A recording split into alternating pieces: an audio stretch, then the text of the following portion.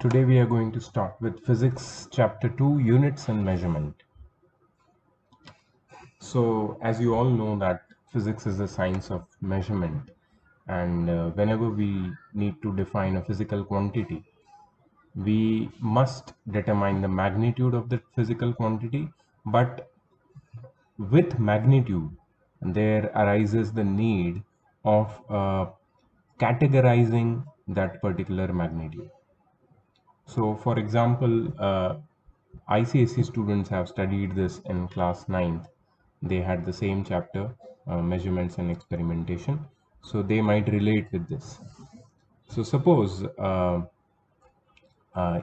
you want to measure a length, and you take a scale and measure a particular length, and you say the length is 15. So for what is 15? 15 is magnitude, right? You've given the magnitude, but the information remains incomplete. As in 15 watt, the length of certain object is 15, but 15 watt, 15 centimeter, 15 meter, 15 inches, 15 unit, what unit? So every measurement comes with a magnitude, that is the quantity, and the unit in which that magnitude is measured. So both these things are very, very important to any measurement of any physical quantity. So here they have said, so I'm not reading everything because it gets very, boring for you guys. So I'm just giving you examples based on the information giving, which is given over here. So this is one important thing which is to be focused on. Q is equal to Nu. What is Q is equal to Nu? Q is any physical quantity, which is N times U. N is the numerical value or magnitude, and U is the unit in which that quantity is measured. So the magnitude and unit, their product will give you the exact quantity which is measured, the exact physical quantity which is measured. So unit is very, very necessary. If you don't have unit, the magnitude does not make any sense. Also, if you don't have magnitude, unit alone will not make any sense, right? So how to choose a unit?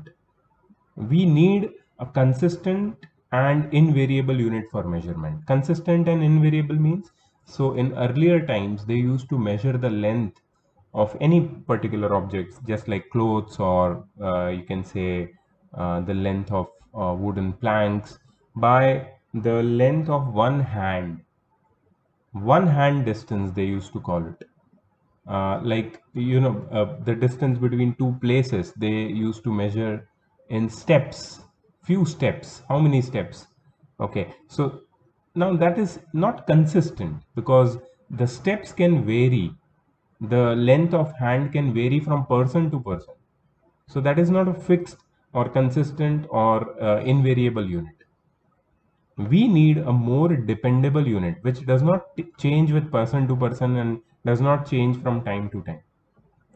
So for that, from that particular, you can say, idea, arose the need of a more stable unit, which was then discovered by scientists. So in this page they are saying that if every person chooses a unit which is convenient to them, then the exchange of information or exchange of quantities will become very, very difficult, because I might measure weight in some other unit which is convenient to me, which is devised by me, and you might measure in some other unit which is convenient to you. But when we need to exchange some goods on the basis of the weight, then there will be contradiction between my measurement and your measurement, because our units are different. So there is a need of certain basic, arbitrarily chosen, internationally accepted reference standard. You understand? With which we can compare the quantities, which is not made by me, neither made by you, but accepted by both of us. Like this, the whole world has accepted certain internationally accepted reference standard, which is SI unit, right? Standard International Unit. We all rely on SI unit because that is internationally accepted. Wherever you go in the world, mass, length, time, and other quantities which we measure in day-to-day life or scientific quantities are measured in SI unit. So there is no contradiction about my measurement and your measurement. The method of measurements are internationally accepted. The units in which we measure are internationally accepted. The instruments are internationally accepted. So there is no, you know, uh, point of contradicting between any two measurements taken at any two different times and different places in physics. You understand? So that is where this SI unit comes in. That is the standard internationally accepted unit, which is basic and arbitrarily chosen. Arbitrarily means randomly. Okay. So in physics, you will be studying two types of quantities.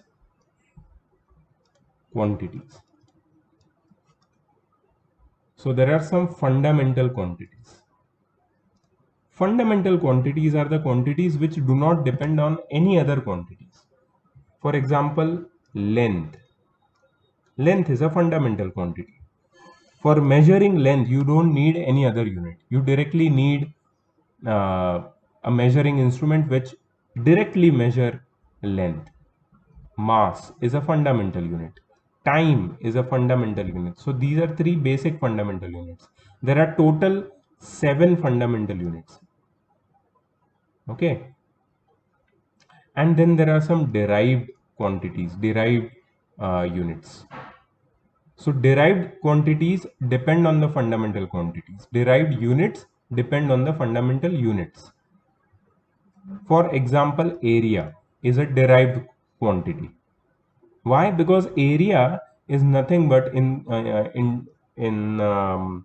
the context of, let's say, rectangle, area is length into breadth, which is derived from fundamental quantities, right? Let's take an example of a more simpler one.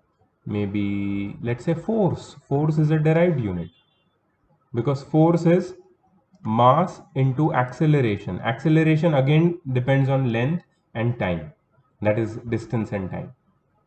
So force depends on mass, length and time. That's why force is a derived unit. Pressure is a derived unit, right? Derived quantity. So the quantities which do not depend on any other quantities for their existence are called fundamental quantities, and their units are known as fundamental units. And the quantities which depend on other quantities for their existence are known as derived quantities, and their units are known as derived units. So this is some introduction about units. Okay, now you understand why units are necessary. Without units, you cannot measure any physical quantities, and units should be categorized into fundamental and derived. Otherwise, there will be a lot of confusion. Because if the categories are not clear in which category a unit falls, then its measurement will become impossible. Like force can be measured with the help of a formula. But to know that formula, to understand that formula, you need the fundamental quantities which are required to put in the values in that formula. Otherwise, you will not get the value of force. Correct? So let's go ahead. So they are talking about SI unit over here. Internationally accepted system of units for measurement is the International System of Units, abbreviated as SI. It was developed in 1971 by General Conference of Weights and Measures for international usage in scientific, technical, industrial and commercial work. It is prevalent in today's time and we use decimal system in it, and hence conversion within the system have become convenient, right? So across the globe, people started dealing with each other, communicating with each other. So they needed a common terms in which information can be exchanged in different fields, technological fields, scientific fields, industrial fields. So they needed something common to to understand the information which are shared with each other. So that common thing was the international system of units, which made our lives easier. These are the 7 fundamental units. Length. The SI unit of length is meter, symbol is small m, and these are the year in which their final definition was, you can say, established. 1983, the last final definition of length was established. There are some updates in this also. These are not the final years. There are some updates, some recent updates also with some basic quantities. The definitions keeps on evolving. Mass.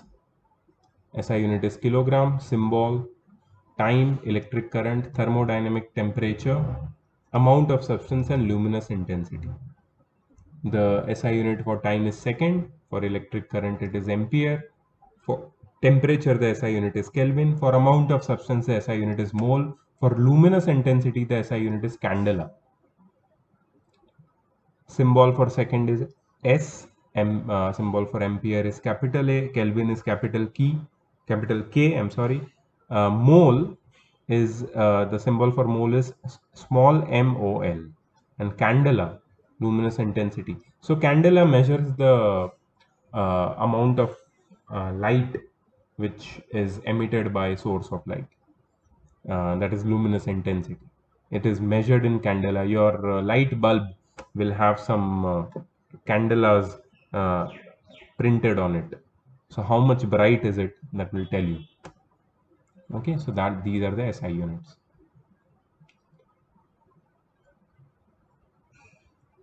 Two supplementary units are made for measuring plane angle and solid angle. So apart from these 7 basic fundamental quantities and their units, there are two supplementary fundamental quantities also made by scientists, which are used for measuring plane angle. Plane angle is your normal 2D angle, and solid angle.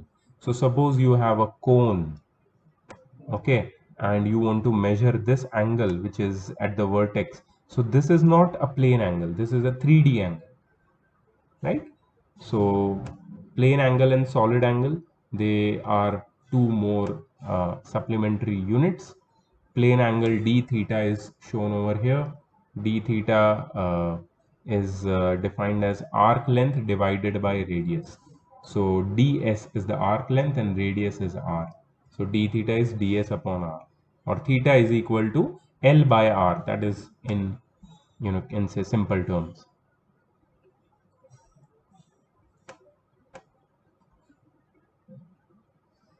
Okay. Here they have explained the solid angle. So in solid angle, area is divided by square of the radius. See, area is divided by square of the radius. Don't get confused by this dA. dA is just symbol for area, and this d omega is the solid angle upon r square is the square of the radius.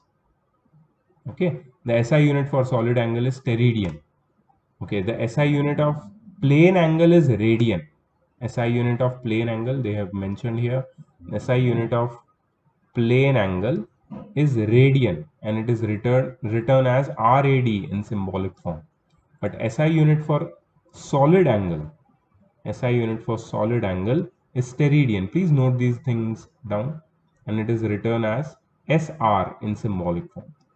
Note that the plane angle and solid angle are both dimensionless quantities. They do not have any dimensions. So what are dimensions? That also we are going to learn in future in this chapter itself. There are standard definition for 7 base units, and some of these are improved over period of time. Improved or evolved, you can say, changed. Latest definition of these standard physical units are given as follows. So these were there for ICSE in class 9, and that time also I told that this is not necessary that you remember or mug up these definitions. Definitions will not be asked to you uh, from this particular part. Okay, so you can say like meter is the distance traveled by light in vacuum during a time interval of 1 upon 299,792,458 of a second. So just try to understand the definition, but no need to remember it. These ones, no need to remember. I will tell you whichever definition, formula, law, units are absolutely necessary for memorizing. I will let you know. So they have defined kilogram, second, ampere, Kelvin, mole, candela over here. You must be aware of mole because you have studied in earlier classes in chemistry. Mole is the amount of substance which contains as many elementary entities as there are atoms in 0.012 kilogram of carbon 12. These elementary entities may be atoms, molecules, ions, electrons, etc. Right? So amount of you know how many particles are there in 1 mole? In 1 mole, there are 6.22 into 10 raised to 6.23 or 22, 6.22 into 6.022 actually into 10 raised to minus 22 particles. 6.022 or 23. So that these many particles, fundamental particles, elementary entities means fundamental particles are there in 1 mole, and 1 mole is 12 grams of carbon 12 atom or 0.012 kg of carbon 12 atom. That is 1 mole. One candela is also defined here, but just go through the definitions. No need to memorize right now.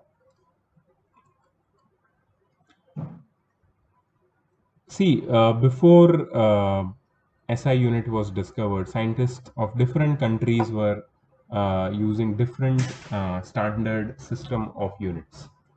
Okay, they used CGS unit, MKS unit, FPS unit. CGS means centimeter, gram, second. FPS is foot, pound, second. MKS is meter, kilogram, second.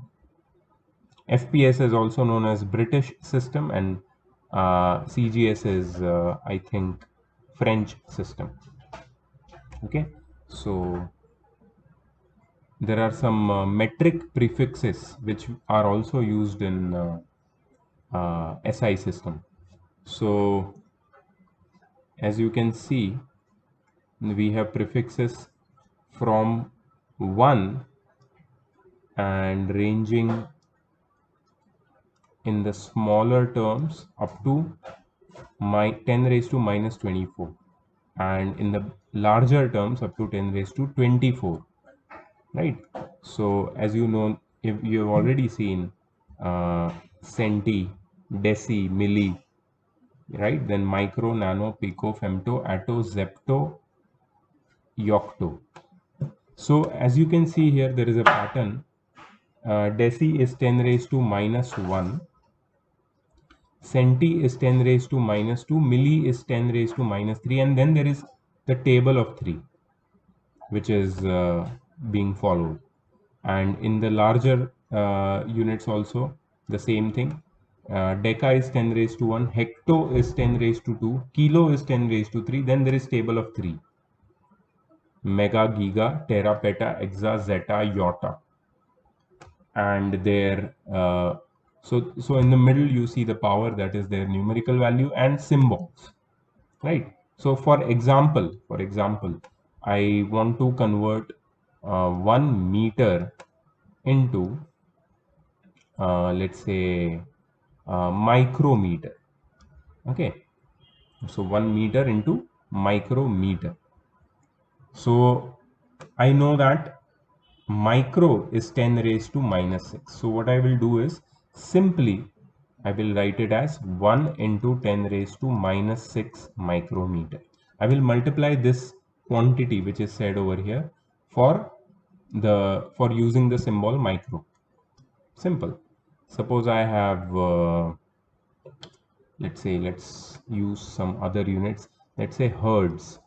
Okay, I have the unit hertz, 1 hertz. I want to convert it into uh, gigahertz. Gigahertz. So what is the power of giga, or the numerical value of giga? 10 raised to 9, right? So see, I want to convert from hertz to gigahertz.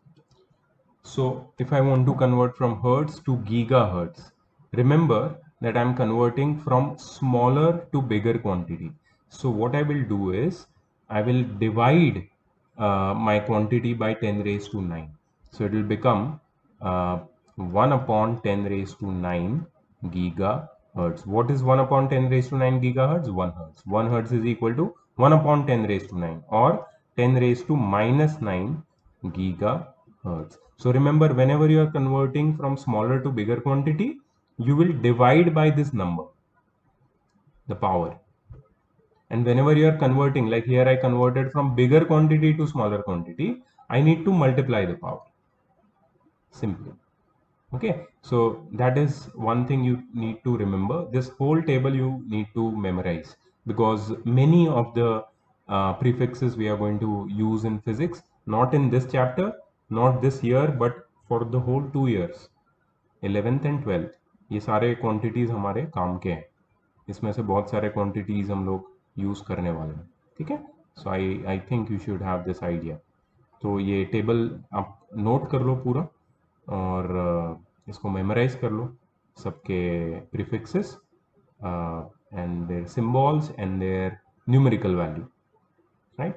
Let's go ahead. So there is one solved example here. Let's solve this. The density of iron is 7.87 gram per centimeter cube. Okay, so let's write the density.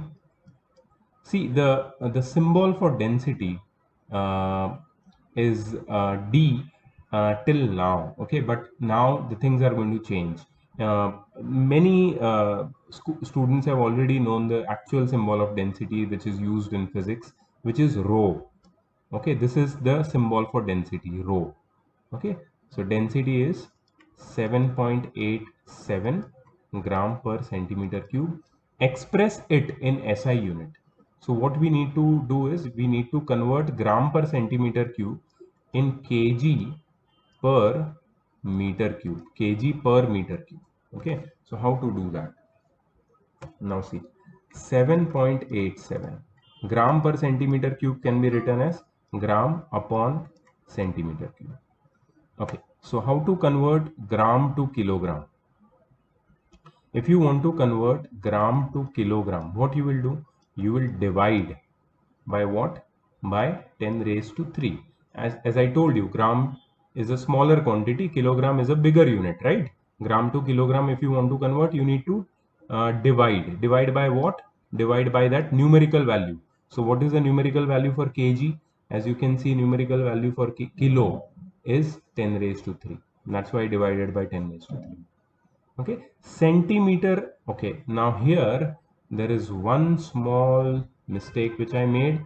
I wrote it in denominator, but I put a minus sign, which is not allowed. So minus sign can be put only when it is written in numerator. So gram upon centimeter cube. I need to convert this centimeter cube into meter cube. Now see, remember that centimeter to meter is divided by 100, can be obtained by dividing it by 100, right? Centimeter to meter. But centimeter cube to meter cube will be divided by 10 raised to 3. That is divided by, now see, there are two zeros here. So it is 10 square raised to 3. So divided by 10 raised to 6. Correct? 10 raised to 2 raised to 3, 10 raised to 6. So here I'm going to write divided by 10 raised to 6. So how can I simplify this further? Just check. 7.87 multiplied by. So I'm going to write 1 upon 10 raised to 3 here in the numerator upon 1 upon 10 raised to 6 in the denominator. Now this 10 raised to 6 will go here in the numerator, 10 raised to 3 will come down here in the denominator. So 7.87 multiplied by 10 raised to 6 divided by 10 raised to 3 will give you 7.87 into 10 raised to 3, and this is kg per meter cube. Leave it in scientific form. This is scientific form so that you exactly know the order of its magnitude and everything, which we are going to learn ahead. But this is the final answer, 7.87 into 10 raised to 3 kg per meter cube. Now those who remember how to convert density from CGS unit to SI unit, they will remember that if you want to convert from gram per centimeter cube to kilogram per meter cube, you multiply it by 1000, and that is what we have got it as our final answer after using the table, right? So it is easy. 7.87 into 10 raised to 3 kg per meter cube. Let's check the answer. Yes, it is the correct answer. So they have written it like this. We have left it in scientific form. Both answers are perfectly correct. Okay. Okay. Let's talk about measurement of length. Okay. Now see, measurement of length. There are many different ways of doing that. It depends on what kind of device you are using for measuring the length. For example, if you're using a meter scale, then in meter scale, if you let me bring a meter scale figure in front of you so I can easily explain. 1 second. Okay, so I've got this calibration of a meter scale with you. So here you can see different kinds of calibration. We are going to focus on the first one, maybe the second one, to understand it more clearly. Okay, just look at this one. So just understand that this is 1 centimeter. So this 1 centimeter of your normal scale has been divided into 10 equal parts. Okay, so each division is 1/10 of 1 centimeter. That is 1 upon 10 centimeter. That is 1 millimeter. Right? Because 10 raised to minus 1 centimeter is 1 millimeter. So this one division is equal to 1 millimeter. So with the help of this particular scale, you can measure any length up to an accuracy of 1 millimeter. So you can measure lengths like 45 millimeter, or you can measure 4.5 centimeter, right? So if you're measuring in centimeter, up to 1 decimal place of a centimeter you can measure. If you're measuring in millimeter, then you can measure up to an accuracy of 1 millimeter. Okay, so that is the least count. What is that? That is the least count. Least count is the smallest measurement which an instrument can make. This instrument, your normal scale, can make a can measure up to 1 millimeter of an accuracy. So that's the accuracy. Least count is nothing but accuracy of a measuring instrument. Now different measuring instruments have different accuracies. It depends what you want to measure. According to that, you can select an instrument with a particular accuracy. For example, vernier calipers.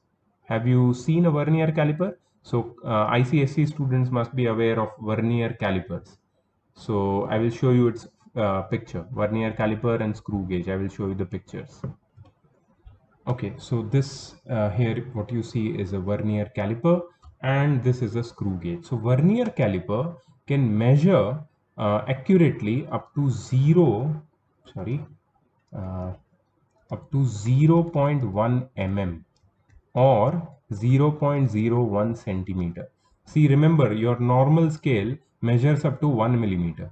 This measures up to 1 decimal place of a millimeter or 2 decimal places of a centimeter. So its accuracy is more than your normal scale. Can you measure measurements like 3.52 centimeter with your normal scale? No. But with vernier calipers, it is possible to measure. So you'll be whenever you want to, take some more accurate measurements like diameter of a spherical ball, okay, metallic ball, you can do it accurately with vernier calipers. With your normal scale, it is not even convenient to measure diameter of balls. But with vernier calipers, it is absolutely accurate because it has got jaws, external jaws, internal jaws. So with the jaws, you can measure. Right? CBSE students will not have idea about this because they are going to learn about this in class 11th. But this is only a part of their practical things. Practicals of physics will involve this. Okay, screw gauge measures up to 0.001 centimeter or 0.01 millimeter, two places of a decimals of a millimeter, or three places of a decimal of a centimeter. It can measure up to this accuracy. So of course this is more accurate than your vernier calipers. So your normal meter scale, then comes vernier caliper, then comes screw gauge. So if you want to measure thickness of paper, so it's so thin, right? Thickness of a paper can be measured with the help of a screw gauge. So that's one more accurate measuring device. So depending upon whatever accuracy which is required in measurement, you can choose your instrument and you can measure length. So these all instrument, your normal meter scale, your vernier calipers, your screw gauge, they all measure lengths, but up to different accuracy, and they are basically used for measuring small distances which are visible with your eyes and which are within your reach. So for measuring small distances, we use these direct and indirect method for measurement of length. Okay, so that is clear now, measurement of length. But then what about large distances? So it's not possible to measure large distances directly, right? You don't have any instrument which you can put on a star and then the other end of your instrument is in your hand and you can measure the distance. That's not possible. So some special methods are required to estimate such large distances, like distance between two planets, distance between Earth and a star, distance between Earth and Moon. These are measured by some indirect methods, some special methods. So these methods have been developing since a long time now, and now the accuracy of in measurement of these kind of large distances have improved with the development of science and technology. So one of the most commonly used method for measuring large distances is transit time method. Please note this down. Transit time method. In this method, signals are sent to distant object and same signals are received back after reflection from that object. The time gap delta t is measured between sending and receiving the signal, and if the distance is taken as x between that object and the your position, so total distance will be 2x because signal is going and then coming back. So the the distance will become x is equal to v delta t by 2. If you see this formula, time is equal to distance upon speed. So distance is equal to speed into time divided by 2. Why divide by 2? Because we want to find only one way distance. So this is indirect method, transit time method, where you send a signal to a distant object, receive it back, note the time, and note the speed with which you have sent that signal. You can find the distance between two very distant objects. So this method is also used in radio navigation system of aircrafts and ships.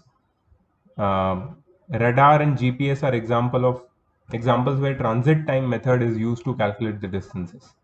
Nowadays, your GPS can also measure the speed with which your vehicle is moving. So if you open Google Maps and inside a vehicle where vehicle is moving in forward direction, so you can also see with which speed your vehicle is going ahead. Then there is one more method. So this is first method for measuring large distances, transit time method, where a signal is sent and received back. But also you need an equipment to send a signal which is so strong, which needs to reach that distant object. But what if you don't have such technology? Then there is one more method, parallax method. Parallax method, please note this down, parallax method. So it is an important method for measuring large distances. To understand parallax, hold one pencil vertically in front of you facing towards a plain wall. Try to hold it at one place and now look at it through left eye by closing the right eye. After some time look at it through right eye by closing the left eye. समझ में आया तुम्हें क्या करना है? तुम्हें एक wall के थोड़े से दूर खड़े रहना है, तुम्हारे हाथ में एक पेंसिल होना चाहिए और पेंसिल की जो टिप है, ठीक है, पेंसिल की जो टिप है उसको देखना है तुम्हें लेफ्ट आई से और फिर राइट आई से, लेफ्ट आई से, सिर्फ लेफ्ट आई से और फिर सिर्फ राइट आई से। ठीक है, जब तुम स्विच करते हो लेफ्ट और राइट आई में, तुम ऑब्जर्व करते हो कि शिफ्ट हो रही है, पेंसिल की जो टिप है वो शिफ्ट हो रही है विथ रिस्पेक्ट टू वॉल।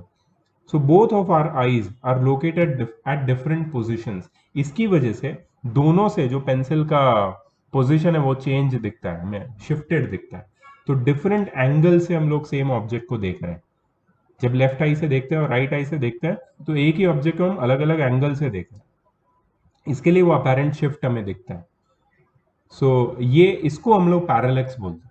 ये जो चीज है, जो शिफ्ट है, उसको हम लोग पैरेलैक्स बोलते हैं। तो अगर नॉर्मली दोनों आंखों से देखा तो हमें दोनों आंखों का जो विजन है वो मर्ज होके दिखता है। ये हमारा ब्रेन करता है। दोनों आंखों का विजन अलग अलग है लेकिन इसको मर्ज करने का काम हमारा ब्रेन करता है। कुछ लोगों को डिप्लोपिया होता है, पता है, मतलब उनको डबल दिखता है, डबल विजन, बिकॉज उनका आईज का जो विजन है वो मर्ज नहीं हो पाता ब्रेन में, तो ऑप्टिक नर्व में कुछ इश्यू होता है। एनीवेज, हम लोग बायोलॉजी नहीं पढ़ रहे हैं, बट मैं तुम्हें एक आइडिया देने की कोशिश कर रहा हूँ कि जो रिलेटिव डिस्टेंस है ऑब्जेक्ट का हमारे पोजिशन से, वो हमारी दोनों आईज से एग्जैक्टली पता चलता है। 3D विजन और सराउंडिंग के लिए दोनों आईज का साथ में काम करना बहुत जरूरी है, नहीं तो तुम गेज नहीं कर पाओगे कि कोई चीज तुम्हारे आईज से कितना दूर है। मतलब तुम एक बॉल को कैच करना है सपोज, तो तुम एक आंख क्लोज करके कैच करने की कोशिश करो, थोड़ा डिफिकल्ट होगा। दोनों आंख से तुम्हें एग्जैक्टली पता चलेगा बॉल की स्पीड कितनी है, तुम्हारी तरफ कितनी स्पीड से आ रहा है। You can easily able to hold the ball और कैच द बॉल और स्टॉप द बॉल।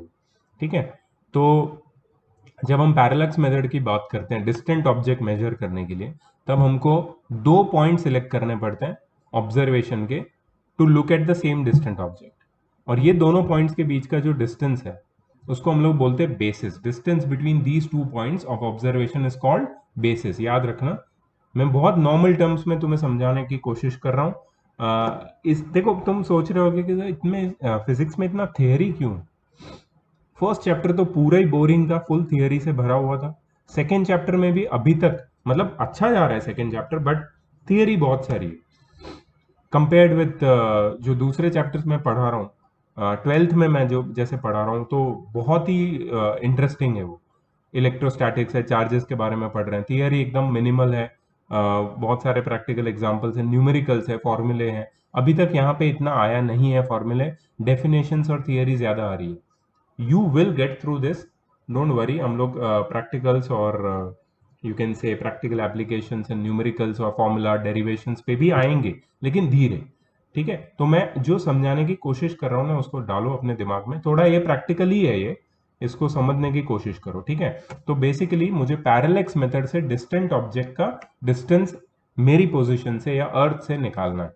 तो मुझे अर्थ पे दो अलग अलग पॉइंट, सेपरेट पॉइंट्स सिलेक्ट करने पड़ेंगे, और ये जो दो सेपरेट पॉइंट्स है वो क्या है, होगा वो दो सिटीज के बीच का डिस्टेंस हो सकता है। दो अलग अलग पॉइंट अर्थ पे मतलब दो अलग अलग सिटीज के बीच का डिस्टेंस भी हो सकता है। तुम एक सिटी में हो, तुम मुंबई में हो, तुम्हारा फ्रेंड दिल्ली में, तो दिल्ली और मुंबई के बीच का जो डिस्प्लेसमेंट है, डिस्टेंस नहीं, डिस्प्लेसमेंट, स्ट्रेट लाइन डिस्टेंस, वो जानना जरूरी है और उसी को हम लोग बोलते हैं बेसिस। ठीक है, जैसे हम सेपरेशन बिटवीन आवर आईज देखेंगे, वो बेसिस है, क्योंकि हम एक ही ऑब्जेक्ट को दो अलग अलग पॉइंट ऑफ व्यू से देख रहे हैं, लेफ्ट आई से, राइट आई से। तो लेफ्ट और राइट आई के बीच का जो डिस्टेंस है वो बेसिस है। तो using the same arrangement we measure the angle between the two directions along which the same object is observed from two different positions or two different points of observation, and this angle is called parallax angle or पैरालैक्टिक नहीं, पैरालैक्टिक angle. ठीक है, तो हमें क्या करना है, suppose मैं बनाता हूँ सरफेस ऑफ अर्थ। ये है सरफेस ऑफ अर्थ, यहाँ पे एक पोजीशन है, यहाँ पे दूसरा पोजीशन है, इतना दूर नहीं बट दो सिटीज समझ सकते हो तुम। ये पोजीशन ए, पोजीशन बी, और एक ऑब्जेक्ट है हेवनली बॉडी स्काई में। ठीक है, यहां से मैं देखता हूं, ठीक है, और यहां से मैं देखता हूं, दूसरे पोजीशन से मेरा दोस्त देखता है, ठीक है। सो ये लोग क्या बोल रहे हैं कि the angle between two directions along which the same object is observe. ये दो डायरेक्शन है, ये एक डायरेक्शन है, दूसरी डायरेक्शन है, हेवनली बॉडी है, दो पोजीशन है अर्थ, और ये दोनों डायरेक्शन के बीच का जो एंगल है जिसको हम थीटा बोल सकते हैं, उसको हम पैरालेक्स एंगल, इसका नाम क्या है, parallax, parallax angle, parallax angle या पैरालेक्टिक एंगल भी बोलते हैं। फिगर ये लोग ने भी बनाई है, वो लोग की फिगर देखते हैं, हाँ यही तो बोल रहा है, यहाँ पे यही बोला है, पैरालेक्स एंगल, पैरालेक्टिक एंगल, ठीक है। एक डिस्टेंस स्टार एस है जिसको दो लोकेशन पी और क्यू जो अलग अलग जगह पे अर्थ पे उससे ऑब्जर्व कर रहे हैं, और दोनों दोनों जो पोजिशन है अर्थ पे उनके बीच का डिस्टेंस हमें पता है, मतलब बेसिस पता है। बेसिस क्या है, ये सिटी ए, ये सपोज तुम हो मुंबई में, तुम्हारा दोस्त है दिल्ली में, और तुम दोनों के बीच का डिस्टेंस मुझे पता है ए, मतलब बेसिस पता है, ठीक है। और एंगल, एंगल हमें पता लगाना है या पता लगा सकते हैं, देखो कैसे। Let D be the distance of star and it is the same for both the points. अगर तुम देखोगे तो ये स्टार का डिस्टेंस ये दोनों पोजीशन से अप्रोक्सीमेटली सेम ही है, क्योंकि स्टार अर्थ से बहुत ज्यादा दूर है, तो स्टार का पॉइंट ए से और पॉइंट बी से डिस्टेंस हम लोग एक ही मान सकते हैं, ठीक है। We can consider it to be the same approximately. So we can see that star is observed from two different directions from point P and Q. The angle between two directions is known as parallax angle, and here it is theta. With the help of optical device, we can measure theta. So basically optical device से कैसे measure करेंगे? यहाँ पे मैं एक microscope रखूंगा और microscope को, सॉरी अरे माइक्रोस्कोप बोलो, टेलीस्कोप रखूंगा और टेलीस्कोप से मैं ये एंगल को मेजर करूंगा। कौन सा एंगल? जो वर्टिकल के साथ मेरा टेलीस्कोप बना रहा है, ठीक है। फिर उसको 90 से माइनस करूंगा तो मुझे ये वाला एंगल मिलेगा। फिर यहाँ पे भी मैं टेलीस्कोप रखूंगा और टेलीस्कोप से ये वाला एंगल मैं मेजर करूंगा तो मुझे ये मिलेगा। ये दोनों एंगल मिल गए, उसको 180 से माइनस करूंगा तो मुझे ये वाला एंगल मिल जाएगा। तो मैंने जस्ट एक एग्जांपल दिया है, ऑप्टिकल इंस्ट्रूमेंट से ये एंगल इजीली मिल सकता है, ठीक है। तो हमें थीटा मिल गया।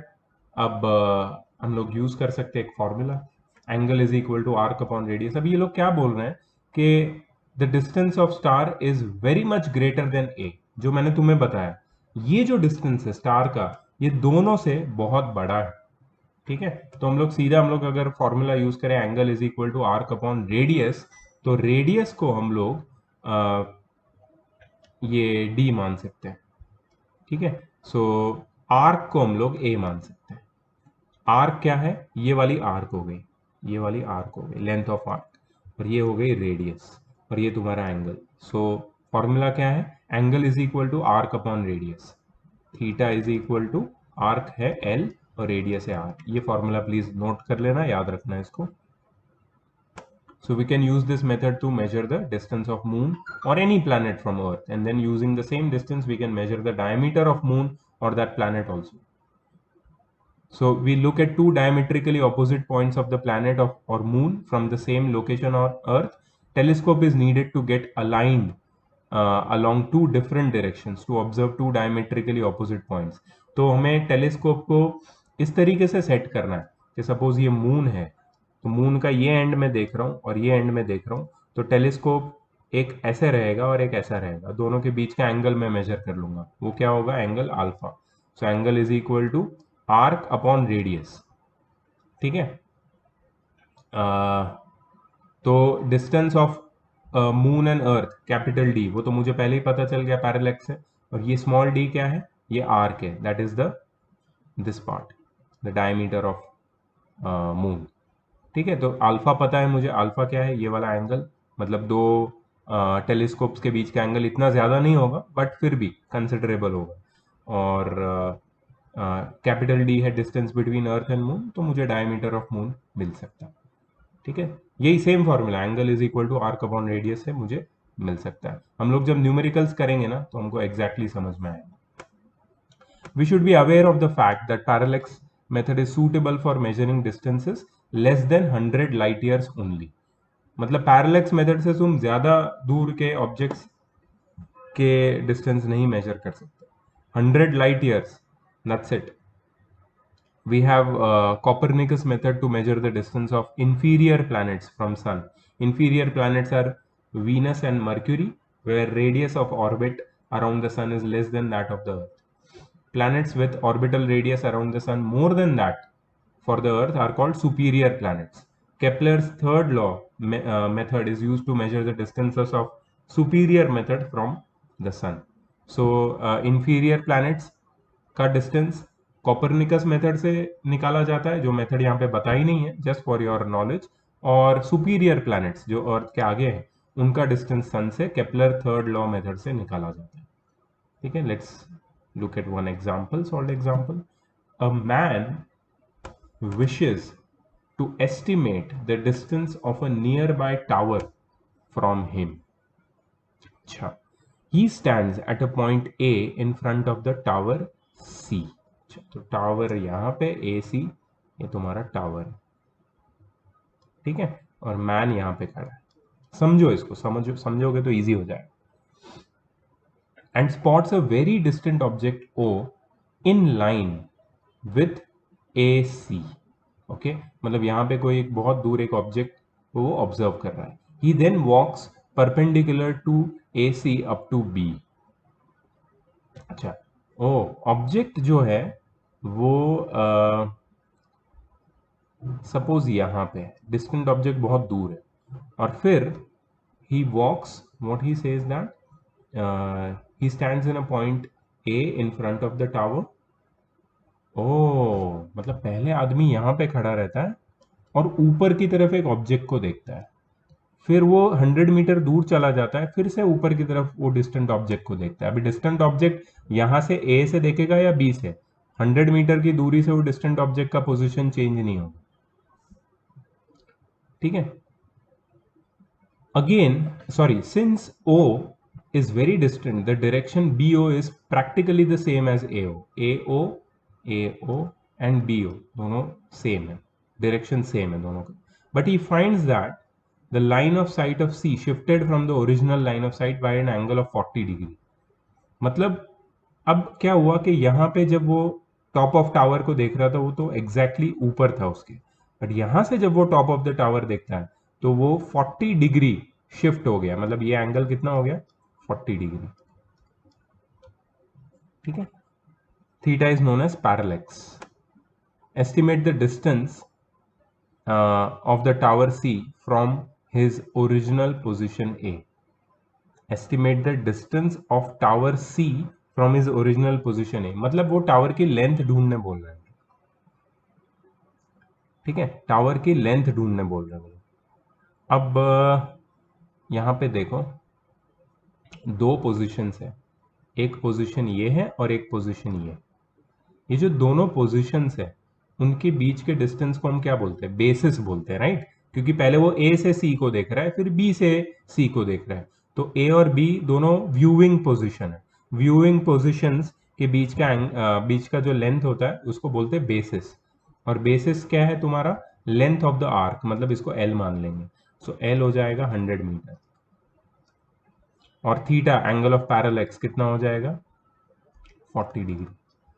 तो हमारे पास फॉर्मूला है theta is equal to L by R. R क्या है, आर एक्चुअली आर बीच में होना चाहिए यहां से.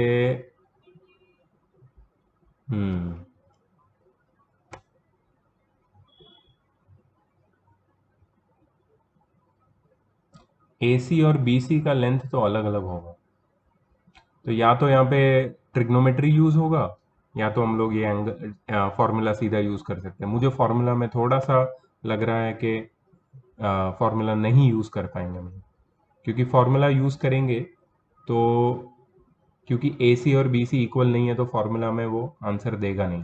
फिर भी अगर डाल के देखेंगे तो 40 डिग्री 40 रेडियंस में लेना चाहिए इसको. 40 रेडियंस में होगा तो इजीली निकल जाएगा.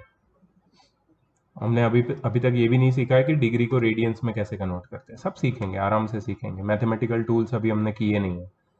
सो L by R 100 by A C. Let's see वो लोग ने कैसे किया है. Let's see, let's check their method. Okay, तो वो लोगों ने यूज किया है ट्रिग्नोमेट्री। ठीक है, ट्रिग्नोमेट्री से ये आंसर सीधा निकलता है। तो ट्रिग्नोमेट्री कैसे यूज किया है? तो एज आई टोल्ड यू कि ये पॉसिबल नहीं है, बिकॉज यहाँ पे ए सी और बी सी इक्वल नहीं है, प्लस ये 90 डिग्री है, तो ट्रिग्नोमेट्री आराम से यूज कर सकते हो, बिकॉज तुम्हारे पास एक एंगल है और तुम्हारे पास एक साइड है, तो जो मिसिंग साइड है वो आराम से निकाल सकते हो। तो वो लोग ने जो एंगल लिया है उसका एडजेसेंट और अपोजिट साइड का रेशियो, मतलब टैन थीटा लिया है। Tan theta is equal to A B upon A C. ठीक है, तो A C is equal to A B upon tan theta, और 100 अपॉन 0.893, मतलब 119 मीटर अप्रॉक्सीमेटली आता है टावर का लेंथ। सो कंफ्यूज करने के लिए वो लोग ने ये डिस्टेंट ऑब्जेक्ट की बात की। एक्चुअली डिस्टेंट ऑब्जेक्ट का इससे कोई लेना देना नहीं है, प्लस पैरालैक्स का जो एक्चुअल फॉर्मूला था उसका भी कोई लेना देना नहीं है। सीधा यहाँ पे तुम्हारा हाइट्स एंड डिस्टेंसेस वाला कॉन्सेप्ट यूज किया है। सो ऐसे एनसीईआरटी में कंफ्यूजिंग प्रॉब्लम्स हो सकते हैं। ठीक है, be aware of these kind of problems. Physics में तो ऐसे बहुत सारे मिलेंगे, बिकॉज उनका पर्सपेक्टिव अलग रहेगा। हमारा जो सोचने का तरीका है वो कभी कभी उससे मैच नहीं करेगा, but that's how we will learn. The moon subtends an angle of 57 minutes at two diametrically opposite points on Earth. Calculate the distance of the moon from the Earth if the diameter of Earth is given. मतलब तुम्हारा जो basis है वो तुम्हें पता है। Basis क्या है? Length of arc.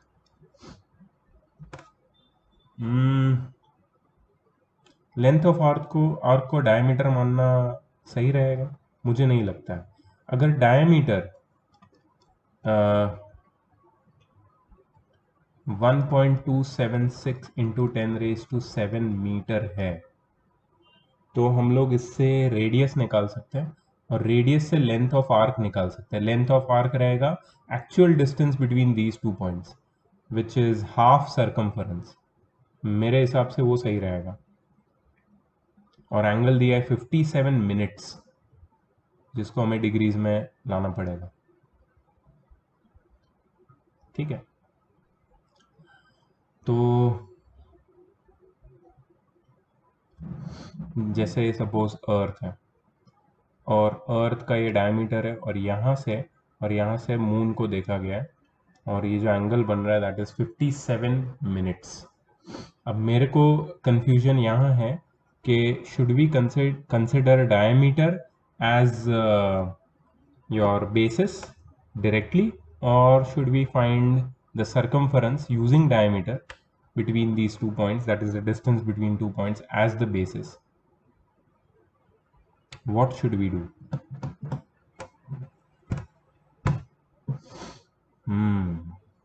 ठीक है, तो हम लोग यहाँ पे एक assumption कर लेते हैं। Radius will be 1.276 into 10⁻⁷ divided by 2। ठीक है, so 1.276 divided by 2 will be 1276 divided by 2, 2 6 2 3 6, 638, so 0.638 into 10⁻⁷ meter, which is 6.38 into 10⁻⁶ meter. ये हो गई radius. So distance between these two points will be equal to pi r, right, which is the length of the arc, which is pi r, which is pi multiplied by 6.38 into 10⁻⁶ metre. चलो, ये length of arc आ गया। ठीक है, अब theta कितना है? 57 minutes. 57 minutes. अब minutes को डिग्री में कैसे कन्वर्ट करते हैं? तो मिनट्स को ये तुम्हें ये पता होना चाहिए कि 1 degree has 60 minutes in it. ठीक है, अगर 1 डिग्री में 60 मिनट्स है, तो अगर मुझे मिनट से डिग्री में कन्वर्ट करना है, छोटे से बड़ा, तो मैं डिवाइड बाय 60 करूंगा। That is 57 divide by 60। 3 से कट करूंगा तो 19 और 20, so 19 by 20 degrees. 19 by 20 degrees. ठीक है, अब मुझे ये डिग्री को रेडियंस में भी कन्वर्ट करना पड़ेगा। So you must be wondering ये रेडियंस क्या है, मैं उसका रिलेशन तुम्हें दे रहा हूँ। सो हमेशा याद रखो कि रेडियंस इज अ यूनिट, ऐसा यूनिट ऑफ प्लेन एंगल, और यहाँ पे हम प्लेन एंगल की बात कर रहे हैं। तो डिग्री टू रेडियंस जब भी हम लोग कन्वर्ट करते हैं, so we multiplied by pi upon 180, और रेडियन टू डिग्री हम लोग जब कन्वर्ट करते हैं, ये प्लीज नोट कर लेना इस चीज को, रेडियंस टू डिग्री जब हम लोग कन्वर्ट करते हैं तो we multiplied by 180 upon pi. ठीक है, यहाँ पे हम डिग्री टू रेडियन कन्वर्ट करना चाहते हैं। सो 19 upon 20 will be multiplied by 19 upon 20 will be multiplied by pi by 180। So 19 pi by 20 into 180, 3600। ठीक है, तो ये हो गया तुम्हारा रेडियंस, थीटा आ गया रेडियंस में। हमें क्या ढूंढना है, distance of the moon from the earth. चलो फिर निकाल लेते हैं इसको। तो फॉर्मूला है तुम्हारा theta is equal to L by R. यहाँ पे एल है हमारे पास, देखो ये एल, थीटा भी है हमारे पास। So R is equal to L by theta. L कितना है, pi multiplied by 6.38 into 10⁻6 upon theta कितना है, थीटा इज 19 पाई बाय 3600। अभी देखो यहाँ पे since I have taken the length of arc as half the circumference of अर्थ, तो अगर वो लोग ने ये अजम्पशन नहीं लिया है तो उनका आंसर हमारे से डिफर करेगा, बट मेथड हमारी करेक्ट जा रही है as far as it is concern. Pi into 6.38 into 3600 into 10⁻6 the whole upon 19 पाई।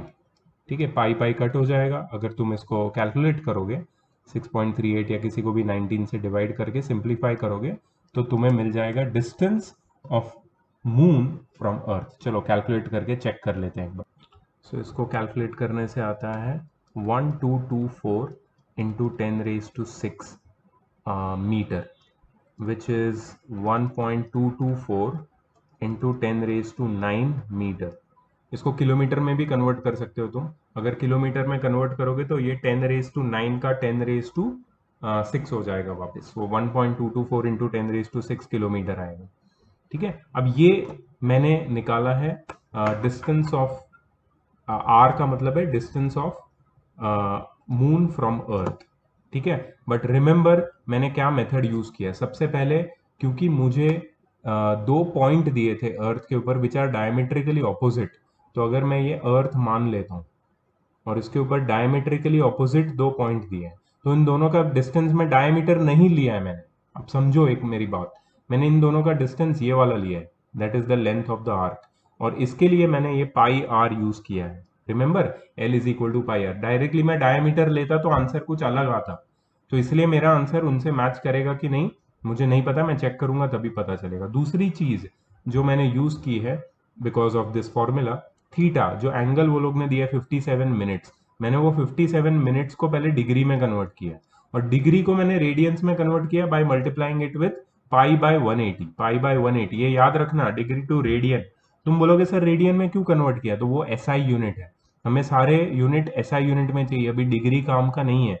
तो याद रखो डिग्री से रेडियन कन्वर्ट करना ही पड़ेगा तुम्हें, उसके लिए पाई बाय 180 से मल्टीप्लाई करो, रेडियन टू डिग्री करना है तो 180 अपॉन पाई से मल्टीप्लाई करो। अच्छा ये क्यों है ऐसा, ये डिग्री कहाँ से आया, ये हम लोग सीखेंगे ट्रिग्नोमेट्री में। रेडियंस कहाँ से आया, रेडियंस का मीनिंग क्या है, ये सब हम सीखेंगे ट्रिग्नोमेट्री में, डोंट वरी अबाउट इट, सब डिटेल में जाने वाले हम। बट इस चैप्टर में जो जो हमारे सामने आ रहा है उसको अभी करना पड़ेगा। तो जब मैंने इसको कन्वर्ट किया तो मुझे रेडियंस में मिल गया, और फिर R is equal to L by theta formula use करके मैंने सॉल्व किया, तो 1.224 इंटू 10⁻9 मीटर या फिर 1.224 इंटू 10⁻6 किलोमीटर आंसर आ रहा है। देखते हैं अपना आंसर करेक्ट है कि नहीं। I hope you understood the method. अच्छा ये देखो ये लोगों ने कर दी ना बात, डायमीटर को बेसिस ही मान लिया उन्होंने, तो देखते हैं अपना आंसर कितना कितना अलग है। तो उनका आंसर आता है 7.696 इंटू 10⁻8 मीटर, और अपना आता है 1.224 इंटू 10⁻⁹ मीटर। आंसर में फर्क है। फर्क इसलिए बिकॉज वो लोग ने डायमीटर को ही बेसिस मान लिया है। तो तुम्हारा क्वेश्चन ये होगा सर हमको कैसे पता चलेगा कि डायमीटर बेसिस है। तो यहाँ पे वो लोग ने कंसिडर किया है कि जो दो पॉइंट है अर्थ पे उनका एक्चुअल डिस्टेंस और डायमीटर उसमें ज़्यादा फर्क नहीं है। बट जब हम मून की बात करते हैं, मून तो नज़दीक है अर्थ से, ठीक है, तो हमें मुझे लगता है कि हमें सरकमफरेंस ही लेना चाहिए। बट अगर कोई डिस्टेंट ऑब्जेक्ट रहेगा, मतलब कोई बहुत दूर का स्टार रहेगा और उसका डिस्टेंस हम लोग पैरालेक्स मेथड से निकाल रहे हैं, तो फिर डायमीटर ऑफ अर्थ या फिर हाफ सरकमफरेंस ऑफ अर्थ, ये दोनों मतलब इतना मैटर नहीं करेगा कि तुम कौन सा लेते हो।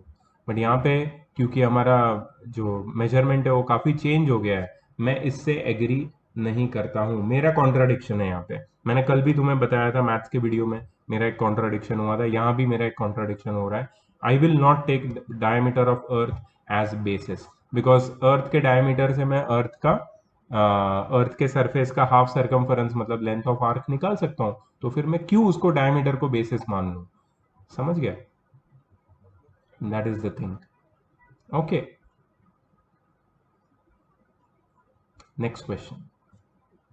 The sun's angular diameter is measured to be 1920, और यहाँ पे दिख रहा है तुम्हें डबल डैश, इसका मतलब होता है सेकेंड्स। चलो पहले एंगल से डील करते हैं। Let's deal with the angle first.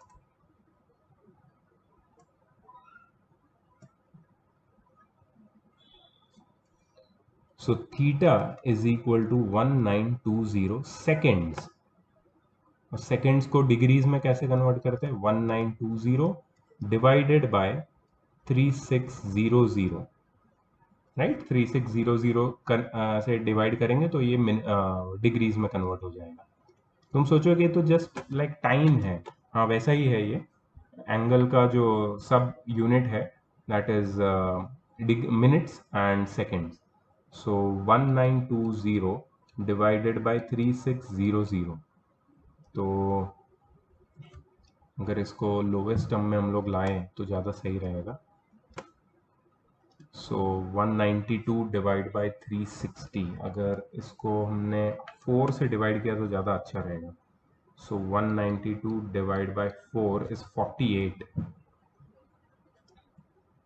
and 360 divided by 4 is 90. Again 2 से डिवाइड होगा ये 24 and 45.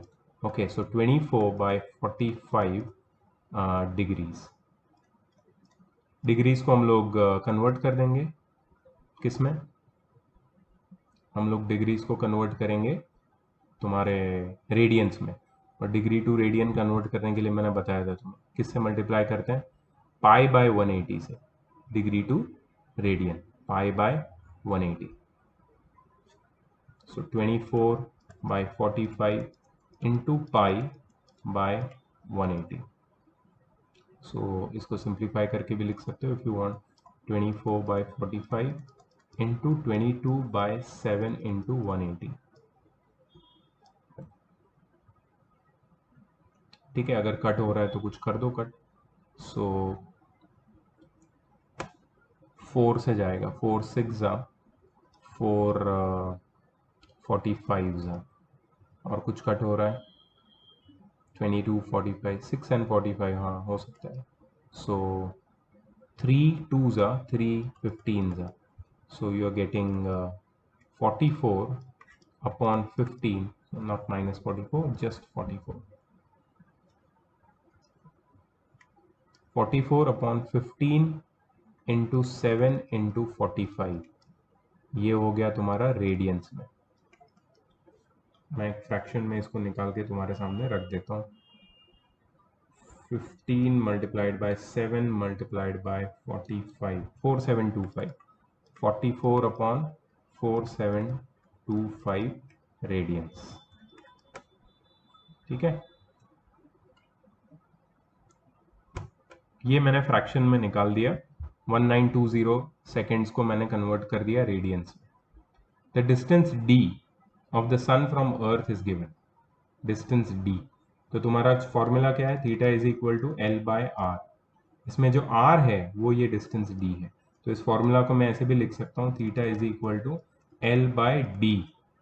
ठीक है, l क्या है, length of arc, length of arc, d क्या है, distance from that distant object. Theta क्या है, 44 अपॉन 4725।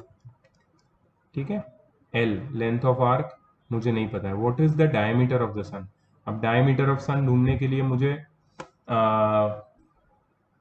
लेंथ ऑफ आर्क तो निकालना पड़ेगा, द सन्स एंगुलर डायमीटर। ओ, सन का एंगुलर डायमीटर हमें दिया है। सन का एंगुलर डायमीटर अगर मुझे पता है, हाँ तो यही फॉर्मूला है, अल्फा के टर्म्स में हमने ये फॉर्मूला पढ़ा था, if you remember. So I will show you here, हाँ ये वाला फॉर्मूला, एंगुलर डायमीटर अगर तुम्हें निकालना है तो वो आर्क अपॉन रेडियस होगा, और रेडियस मतलब तुम्हारा distance of the planet, and small D उसका डायमीटर है। ठीक है, चलो let's find, small D diameter है और डिस्टेंस कितना है, 1.496 इंटू 10⁻11 मीटर। ठीक है, तो डायमीटर ऑफ द सन हो जाएगा 44 into 1.496 into 10⁻11 upon 4725। let's see whether we are getting any answer from this or not। तो 44 multiplied by 1.496, I am using calculator, मुझे बताने में कोई तकलीफ नहीं हो रही है, क्योंकि हमें कैलकुलेशन तो खुद से करने पड़ेंगे, लेकिन आंसर वेरीफाई करना, मेथड चेक करना अभी ज़्यादा इंपॉर्टेंट है। ठीक है, 65.824 मुझे आंसर आया इसका पहले वाले का, और डिवाइड बाय 4725 कर लेता हूँ मैं, डिवाइड बाय 4725, 0.014। ठीक है, तो ये हो गया 0.014 इंटू 10⁻11, सब कुछ मीटर में है, रेडियंस में है, यस, तो ये भी रहेगा मीटर में। So 1.4 into 10⁻9 metre, 1.4 into 10⁻9 metre होगा diameter of sun. Let's check whether it is correct. 1.39 into 10⁻9 approximately, very good, correct answer. 1.39 और 1.4 राउंड ऑफ करके वही आंसर आया, राइट। तो चलो फाइनली एक आंसर तो मैच हो गया, मतलब हमारा मेथड गलत नहीं है। यहाँ पे भी मेथड गलत नहीं था, यहाँ पे जो हमने अजम्पशन लिया था कि बेसिस क्या होना चाहिए, उसमें हमारा फर्क था। और यहाँ पे मैंने पहले जो अजम्पशन लिया था कि यार थीटा वाला फॉर्मूला यूज करते, वो नहीं कर पाए, बिकॉज हम कंफ्यूज हो गए थे, मैं कंफ्यूज हो गया था, और हमें, मेरा और एक अजम्पशन था कि हम लोग ट्रिग्नोमेट्री का यूज कर सकते हैं, आखिर में वही हुआ। ठीक है, so this is how physics problems will challenge you. Let's do the next question. Physics में ऐसे ही सीखते हैं यार, इसलिए ये जो लेक्चर है लंबा होता जाएगा। अभी तो बहुत, फर्स्ट पार्ट खत्म होने के लिए बहुत टाइम है, पहले ये सारे न्यूमेरिकल्स करते हैं, फिर देखते हैं फर्स्ट पार्ट कब करते हैं खत्म। A planet revolves around the sun with half as fast as the earth revolves around the sun। अच्छा, मतलब वो प्लैनेट का रिवोल्यूशन का स्पीड हाफ है अर्थ से कंपैरेटिवली, सन के around. Determine its orbital size as compare to that of earth. ये orbital size के बारे में तो अभी तक हमने कोई भी फॉर्मूला नहीं पढ़ा। A planet revolves around the sun with half as fast as earth revolves around the sun। ये तो केपलर थर्ड लॉ के बारे में बात कर रहे थे, क्योंकि जितना एक प्लैनेट, ये जो प्लैनेट है उसका स्पीड अर्थ से हाफ है, मतलब ये अर्थ से डबल डिस्टेंस पे रहेगा, अर्थ से डबल डिस्टेंस पे रहेगा सन से। तो सपोज ये पूरा मैं, if you ask me, I am going to just solve it on the basis of, sorry, on the basis of assumptions। तो सपोज ये सन है और सन के अराउंड एक बड़ी ऑर्बिट बनाते हैं हम लोग।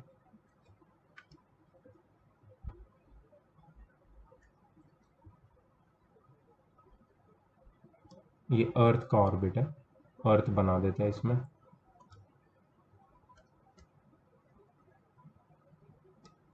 और एक बड़ी ऑर्बिट बनाते हैं हम लोग।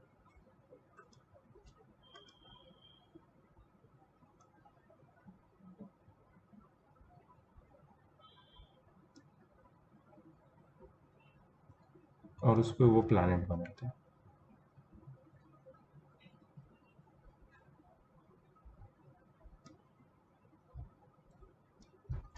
ठीक है, ओके। सो ये सिचुएशन है हमारे सामने। Planet revolves around the sun with half as fast as earth revolve around the sun. तो सपोज इसकी स्पीड, अर्थ की स्पीड है v, तो प्लैनेट की स्पीड कितनी हो जाएगी v/2। अब तुम्हें एक चीज पता होनी चाहिए कि अगर अर्थ और सन का जो डिस्टेंस है वो r है, तो ये प्लैनेट और ये सन का डिस्टेंस हम लोग अज्यूम कर सकते हैं। कैसे अज्यूम कर सकते हैं? उसकी स्पीड हाफ हो गई ना, मतलब वो सन से जितना अर्थ का डिस्टेंस है उससे डबल डिस्टेंस पे होना चाहिए। मतलब ये जो डिस्टेंस होगा वो होगा 2r। जितना डिस्टेंस बढ़ता जाएगा उतनी ऑर्बिटल स्पीड उसकी कम होती जाएगी। ये v/2 ऑर्बिटल स्पीड है, ये v ऑर्बिटल स्पीड है। डिस्टेंस जितना ज्यादा ऑर्बिटल स्पीड उतनी कम। ऐसा क्यों मैंने अजम्पशन लिया पता है? कॉमन सेंस है। ग्रेविटेशनल फोर्स रहेगा, ग्रेविटेशनल फोर्स जितना वीक होता जाएगा उतना वो सन के अराउंड धीरे धीरे घूमेगा। हमें पता भी है, जनरल नॉलेज भी है हमारा, कि जुपिटर को और सैटर्न को बहुत साल लगते हैं एक पूरा रिवोल्यूशन खत्म करने के लिए। 80 ईयर्स कुछ लगते हैं, पता नहीं, किसी को तो 160 ईयर्स भी लगते हैं, वो नेपच्यून या किसी को। तो मतलब उनको ज्यादा टाइम लग रहा है, मतलब उनकी स्पीड कम है। अब क्या बोला है वो लोग ने, पता है? Determine its orbital size as compare to that of earth. तो अर्थ की ऑर्बिटल साइज का मतलब क्या है? ऑर्बिटल साइज मतलब ये जो ऑर्बिट दिख रही है ना, उसके उसका circumference. So orbital size of earth upon orbital size of planet is equal to, orbital size हो जाएगी 2πr अपॉन प्लैनेट की हो जाएगी 2π × 2r। ठीक है, सो 2π कैंसिल, r कैंसिल, मेरे हिसाब से 1:2। कंपेयर, डिटरमाइन, कंपेयर, कंपेयर करना है तो 1:2 मेरे हिसाब से आंसर आ रहा है। मैं गलत भी हो सकता हूं। देखो मेरा क्या अजम्पशन था मैंने तुम्हें बताया, भी देखते हैं उनका करेक्ट आंसर क्या है। लेट्स सी। तो वो लोगों का आंसर है 1.59 AU and that is absolutely wrong. जो मैंने किया है, मेरा 2 टाइम्स आ रहा है वो प्लैनेट का, इनका 1.6 टाइम्स आ रहा है, मतलब गलत है, बहुत गलत है। ठीक है, तो कुछ चीज़ें हैं यहाँ पे, हमें केपलर लॉ फॉलो किया है। केपलर लॉ अभी तक हमको पढ़ाया नहीं है, बट वो लोग ने क्वेश्चन दे दिया है केपलर लॉ का। तो मैं तुम्हें बोलूंगा कि क्योंकि केपलर लॉ हम लोग पढ़ने वाले ग्रेविटेशन चैप्टर में, विच इज़ द 4th और 6th चैप्टर में भी, तो उसमें जाके हम लोग ये क्वेश्चन करेंगे अच्छे से। ठीक है, उससे पहले इसको समझने का मीनिंग नहीं है, बिकॉज केपलर लॉ अभी तक हमने पढ़ा नहीं है।